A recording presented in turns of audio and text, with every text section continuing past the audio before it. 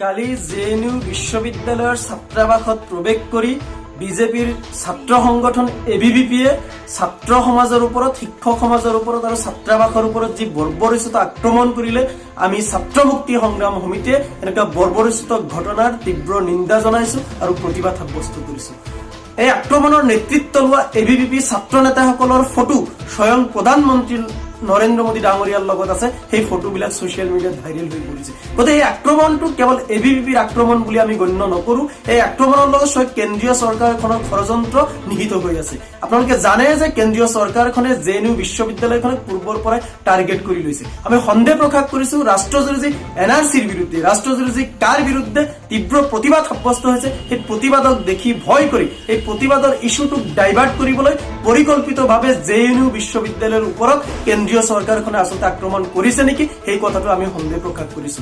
আমি এবিভিপিক নিষিদ্ধ কৰাৰ দাবী উত্থাপন কৰিছো।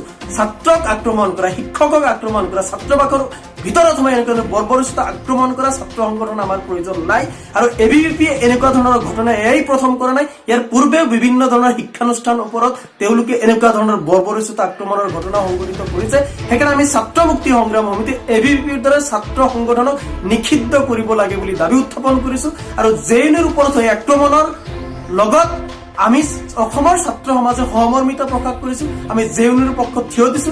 সেইকাৰণে জেএনইউৰ ওপৰত এই বৰ্বৰ আক্ৰমণৰ বিৰুদ্ধে ধিক্কাৰ দিবলৈ আজি গুৱাহাটী নেহৰু পাৰ্কৰ সমীপত আবেলি 4টা বজাত সকলো দল, সংগঠন, নাগৰিক সমাজ আৰু বুদ্ধিজীৱী সমাজক সমবেত হবলৈ আহ্বান জনাইছো। আৰু তাতে সমবেত হৈ অসমৰ ছাত্ৰ সমাজ জেএনইউৰ এই বৰ্বৰোচিত আক্ৰমণৰ ঘটনাৰ বিৰুদ্ধে ধিক্কাৰ জনাম। আৰু জেএনইউৰ পক্ষত আমি সকলোৱে একেলগে মিলিজুলি থিয় দিম।